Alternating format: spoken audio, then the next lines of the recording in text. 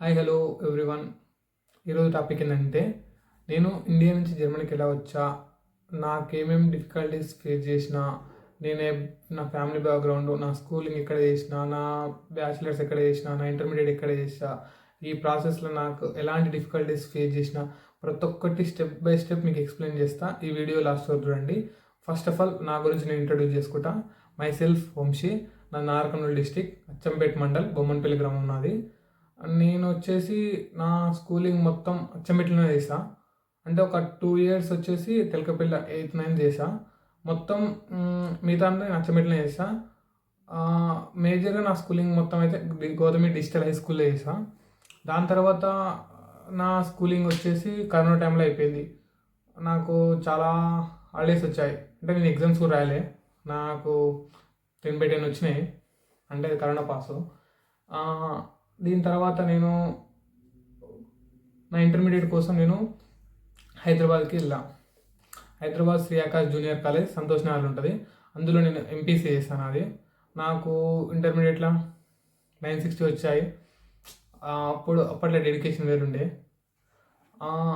దాని తర్వాత నా ఇంటర్మీడియట్ అయిపోయినప్పటే నేను ఎంసెట్ రాసా. బట్ నాకు ఎంసెట్లో నాకు మార్క్స్ చాలా తక్కువ వచ్చినాయి. నా ర్యాంక్ తెలియదు, నాకు అంత ఐడియా లేదు. నాకు ఎంసెట్లో అయితే ర్యాంక్ చాలా తక్కువ వచ్చింది. అందుకే నేను ఎంసెట్ జాయిన్ కాలే. నేను వచ్చేసి దోస్త్ అప్లై చేసుకొని నాకు నిజాం కాలేజ్ పెట్టుకున్నా. నిజాం కాలేజ్లో నేను BCA bachelors of computer applications from 2022 నుంచి 2025 వరకు నాది బ్యాచిలర్స్ డిగ్రీ. నేను గ్రాడ్యుయేషన్ చేస్తున్నప్పుడే ఎప్పుడైతే నా ఫస్ట్ ఇయర్ అయిపోయినప్పటే నేనేమనుకున్నా, మాస్టర్స్ చేస్తే వేరే కంట్రీలో వేయాలి, ఇండియాలో చేయొద్దు అనుకున్నా. ఎందుకంటే నాకు వేరే కంట్రీలో ఎక్స్ప్లోర్ చేయాలని చాలా ఇంట్రెస్ట్ ఉండే. అందుకోసం నేను అప్పుడే నా ఫస్ట్ ఇయర్ అయిపోయినప్పుడు నేను కొన్ని వీడియోస్ చూసేది. యూఎస్ఏకి ఎంత అవుతుంది, యూకేకి ఎంత అవుతున్నాయి, ఆస్ట్రేలియాకి ఎంత అవుతున్నాయి, జర్మనీకి ఎంత అవుతున్నాయి, కెనడాకి ఎంత అవుతున్నాయి, అవన్నీ నేను కంపేర్ చేసుకొని నేనేమనుకున్నా, ఇప్పుడు యూఎస్ఏ, యూకే, ఆస్ట్రేలియా, కెనడా పెట్టేంత బడ్జెట్ లేదు. నేను ఒక మిడిల్ క్లాస్ ఫ్యామిలీ నుంచి వచ్చిన, అంత 40-50 lakhs పెట్టాలంటే, లోన్ పెట్టాలంటే కొంచెం ఇబ్బంది అవుతుంది. అందుకోసం నేనేం చూసిన, జర్మనీలో పబ్లిక్ యూనివర్సిటీ వస్తే అక్కడ ఫ్రీ ఎడ్యుకేషన్ ఉంటుంది, మన ఎక్స్పెన్సెస్ పెట్టుకుంటే సరిపోతుంది అనుకొని నేను జర్మనీకి ట్రై చేయాలనుకున్నా. ఎప్పుడు నేను నా ఫస్ట్ ఇయర్ అయిపోయినప్పుడే నేను జర్మనీ వీడియోస్ చూసా. తర్వాత నార్మల్గా నేను మధ్యలో ఏమనుకున్నా, వేరే కంట్రీస్ ఎందుకు అంత లాంగ్ అవసరం అని నేను కొన్ని సెకండ్ ఇయర్ మొత్తం ఏం వెళ్ళొద్దు, ఇక్కడనే ఉండాలని ఏదో ఒక జాబ్ కోసం ప్రిపేర్ అవుదామని నేను ఇక్కడనే ఒక డాటా అనలిస్ట్ కోర్సు తీసుకున్నా ఫ్రంట్ లైన్స్ మీడియా నుంచి. ఆ కోర్సు చేసుకుంటూ ఉండేది నార్మల్గా నా గ్రాడ్యుయేషన్ అప్పుడే, థర్డ్ ఇయర్ అప్పుడు. ఆ తర్వాత నా థర్డ్ ఇయర్ ఎండింగ్ వచ్చే వరకు నాకు వెళ్ళాలనిపించింది. నేను మా ఫ్రెండ్ చింటూ ఉంటాడు, మీ ఇద్దరం కలిసి ఇట్లా అబ్రాడ్ కంట్రీస్కి వెళ్ళాలని మేము ఎప్పుడంటే ఫైనల్ ఇయర్కి వచ్చాము, ఇంకా ఫిక్స్ అయినాం. అసలు డౌట్ లేదు, ఇంకా ఖచ్చితంగా వేరే కంట్రీకి వెళ్ళి మాస్టర్స్ చేయాలని ఫిక్స్ అయినాం ఇద్దరం. తర్వాత ఏమైంది, నెక్స్ట్ వచ్చేసి మీ ఇద్దరం ప్రాసెస్ జర్మనీకి ట్రై చేసినాం. కానీ మావాడు డ్రాప్ అయ్యి మావాడు యూకేకి ప్రాసెస్ చేసుకొని మావాడు యూకే వెళ్ళిపోయాడు. తర్వాత నేను ఒక్కనే ఈ జర్మనీ ప్రాసెస్ చేసా. ఫస్ట్ నా జర్మనీ ప్రాసెస్ వచ్చేసి ఏపీఎస్తో స్టార్ట్ అయింది.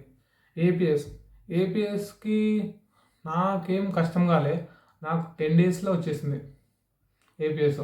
కాకపోతే ఈ మా కాలేజీలో వాళ్ళకి మెయిల్ పెట్టినాకనే కొంచెం టైం పట్టింది. నాకు ఏపీఎస్కి అయితే ఏం ప్రాబ్లం రాలే, ఏపీఎస్ సింపుల్ అయిపోయింది. నెక్స్ట్ వచ్చేసి ఐఎల్స్ మాత్రం మీరు ఖచ్చితంగా ఈచ్ మాడ్యూల్లో 6 ట్రై చేయండి. ఎందుకంటే వీసా వాళ్ళు <5.5 అని ఉంటే వాళ్ళు వీసా రిజెక్ట్ చేస్తారు. లేకపోతే నీకు ఐఎల్స్ లేదంటే ఆల్మోస్ట్ వీసా రిజెక్ట్ చేస్తారు. మళ్ళీ కొత్తగా ఐఎల్స్ రాసి అప్లై చేసుకోవాలంటే పెద్ద టాస్క్ పని.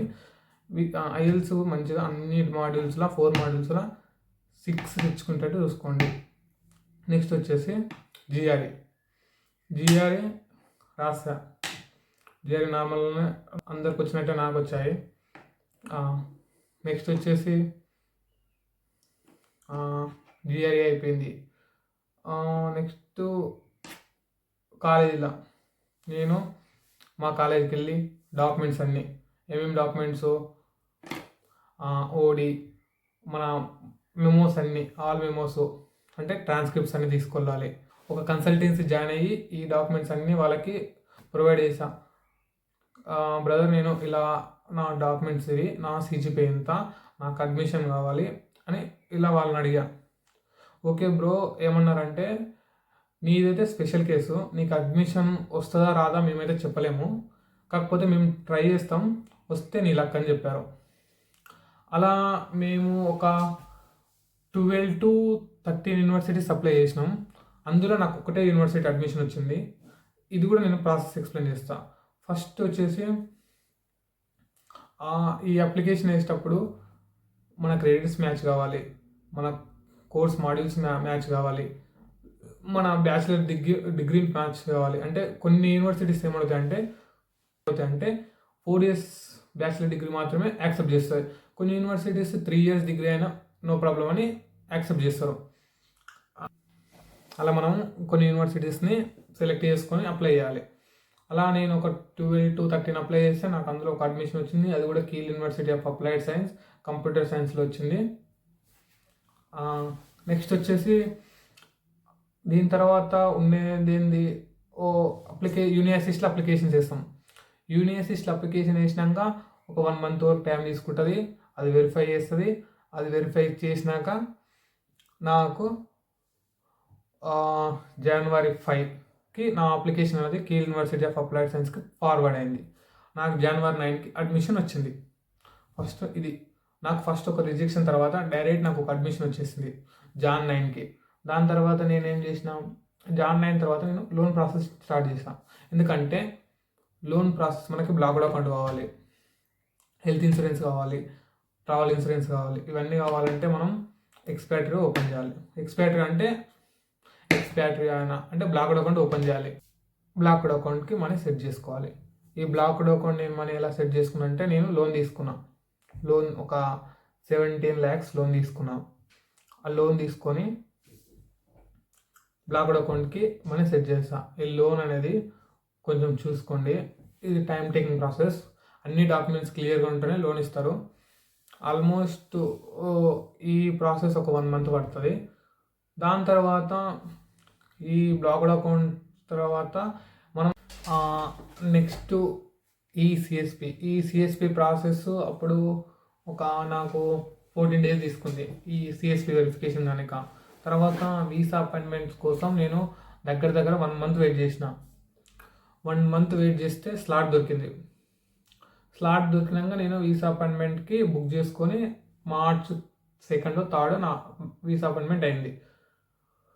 తీరా వస్తే March 14కి నాకు నా పాస్పోర్ట్ బ్యాక్ వచ్చింది. పాస్పోర్ట్ బ్యాక్ వచ్చి మీరు ఐఎల్స్ రాయాలి, మీకు ఐఎల్స్ స్కోర్ తక్కువ ఉందని నాకు పాస్పోర్ట్ బ్యాక్ వచ్చింది. అప్పుడు నేను మళ్ళీ ఐఎల్స్ ప్రిపేర్ అయ్యి ఐఎల్స్ మళ్ళీ ఫస్ట్ నుంచి ఫ్రమ్ స్క్రాచ్ నుంచి స్టార్ట్ చేసి మళ్ళీ నేను ఐఎల్స్ ఫస్ట్ టైం రాస్తే నాకు ఒక మాడ్యూల్ తక్కువ వస్తే ఒక మాడ్యూల్ తక్కువ వచ్చేది. అలా నేను 2 times ట్రై చేస్తే నాకు సెకండ్ టైం నాకు ఐఎల్స్లో స్కోర్ వచ్చింది 6. అప్పుడు నేను మళ్ళా వీసాకి నా పాస్పోర్ట్ విఎఫ్ఎస్ సెంటర్లో నా పాస్పోర్ట్ సబ్మిట్ చేస్తే నాకు ఒక 10 to 15 daysకి నాకు వీసా వచ్చింది. దీనిలో నేను చెప్పేది ఏంటంటే ఓపిక ఉండాలి. ఫస్ట్ ఈ ప్రాసెస్ మొత్తం వల్ల ఓపిక ఉంటేనే ఈ ప్రాసెస్ సింపుల్ అవుతుంది, లేకపోతే చాలా కష్టం.